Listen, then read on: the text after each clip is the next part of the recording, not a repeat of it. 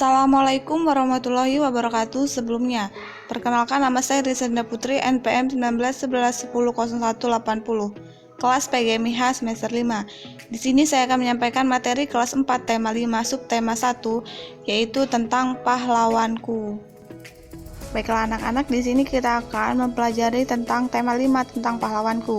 Kita akan belajar mengenal pahlawan-pahlawan yang ada di Indonesia supaya kita lebih memahami perjuangan yang dilakukan oleh pahlawan dan nilai-nilai positif bisa kita contoh dan kita jadikan dan kita terapkan dalam kehidupan sehari-hari. Sebelum kita memasuki pelajaran, kita akan mengenal apa arti dari para pahlawan itu. Arti dari pahlawan adalah orang yang menonjol karena keberaniannya dan pengorbanannya dalam membela kebenaran, atau pejuang yang gagah berani. Pahlawan nasional diberikan kepada para pejuang yang berjasa kepada negara Republik Indonesia, berjuang dalam negara Indonesia dan merebut kemerdekaan Republik Indonesia. Berikut ini terdapat para pahlawan dan para pejuang di kerajaan mereka masing-masing. Yang pertama adalah Sultan Iskandar Muda dari Kerajaan Aceh.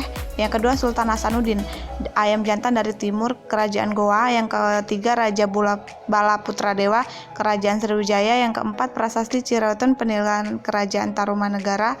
Yang kelima Mahapati Gajah Mada dan Hayam Wuruk dari Kerajaan Majapahit.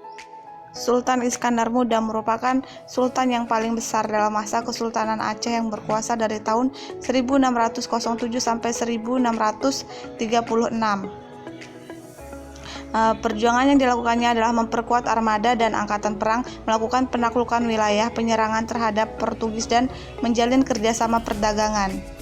Peran Sultan Iskandar Muda dalam mengembangkan pendidikan dan pengajaran agama Islam. Pada waktu itu, Sultan Iskandar Muda memerintah pada tahun 1607 hingga tahun 1636. Sultan Iskandar Muda banyak membangun sarana ibadah yaitu masjid. Berikutnya yang kedua yaitu ada Sultan Hasanuddin, adalah Sultan Goa ke-16 dan pahlawan nasional Indonesia yang terlahir dengan nama Muhammad Bakir I Malombasi Daeng Matawang Karaeng Bonto. Perjuangan Sultan Hasanuddin dimulai setelah beliau telah dinobatkan sebagai seorang raja. Sultan Hasanuddin berjuang melawan penjajah yang datang ke wilayah Goa. Ketika itu penjajah dari Belanda berusaha mengambil kekayaan rempah-rempah dan menguasai perdagangan di wilayah Indonesia. Salah satunya yaitu Goa. Berikut adalah beberapa sikap dari Sultan Hasanuddin yang bisa kita teladani, yaitu yang pertama, menolak keras monopoli perdagangan yang dilakukan Belanda. Yang kedua, ingin mempersatukan kerajaan-kerajaan kecil di Goa Talo untuk melawan penjajah. Yang ketiga, pemberani dan membela rakyatnya. Yang keempat, menjaga kedaulatan Kesultanan Goa Talo. Selanjutnya yang ketiga itu ada Raja Bala Putradewa, Raja Kerajaan Sriwijaya. Bala Putradewa menjadi raja di Kerajaan Sriwijaya sekitar tahun 850 Masehi. Pada saat itu pemerintahan Raja Bala Putradewa, Kerajaan Sriwijaya mencapai puncak kejayaannya dalam bidang ekonomi, pendidikan, dan kebudayaan.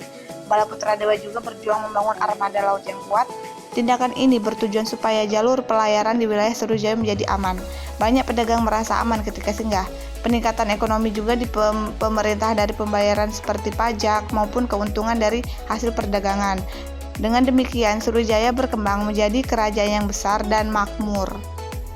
Yang keempat ada Prasasti Ciroton, merupakan batu peringatan yang berasal dari masa kerajaan Tarumanegara sekitar abad ke-5 Masehi yang ditandai dengan bentuk tapak kaki Raja Purnawarman.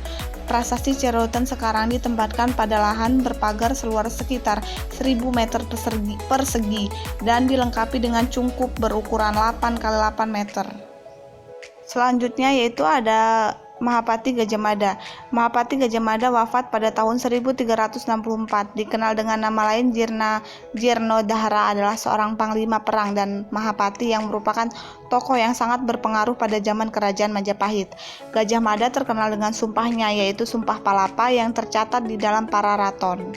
Gajah Mada juga adalah nama yang sangat populer di telinga rakyat Indonesia. Nama ini diabadikan sebagai penamaan jalan dan juga salah satu universitas terkemuka di tanah Jawa. Gajah Mada bukan pahlawan nasional, namun tokoh sejarah Nusantara yang mengajarkan makna persatuan bagi bangsa Indonesia. Yang berikutnya itu ada Hayam Wuruk, lahir pada tahun 1334, meninggal 1389.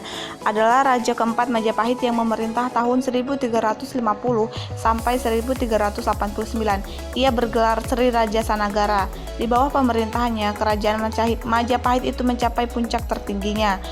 Pada masa pemerintahan Hayam Wuruk, kerajaan Majapahit mencapai kemajuan di berbagai bidang. Yang pertama, di bidang pemerintahan, Majapahit juga membentuk badan peradilan yang disebut Sabta Bapati. Dan dalam bidang agama, pemerintahan Majapahit membentuk Dharma Dayak Saring Kaisaiwan dan Dharma Dayak Saring Kasogatan. Dharma Dayak Saring Kasaiwan adalah badan yang mengatur agama Hindu. Dharma Dayak Saring Kasogatan adalah badan yang mengurus agama Buddha. Yang terakhir ada Raja Purnawarman, adalah raja besar kerajaan Tarumanegara yang tertera pada beberapa prasasti pada abad ke-5 dan menjadi raja ketiga yang memerintah tahun 317 sampai 356. Raja Purnawarman membangun saluran air untuk kesejahteraan rakyat. Raja Purnawarman juga membasmi perampok, mendahulukan kepentingan dan tujuan bersama. Sekian materi yang dapat Ibu sampaikan. Ibu harap kalian dapat memahami dari penjelasan tersebut dan kalian dapat menerapkannya dalam kehidupan sehari-hari. Kurang lebihnya Ibu mohon maaf. Ibu akhiri wabillahi taufiq wal hidayah. Wassalamualaikum warahmatullahi wabarakatuh.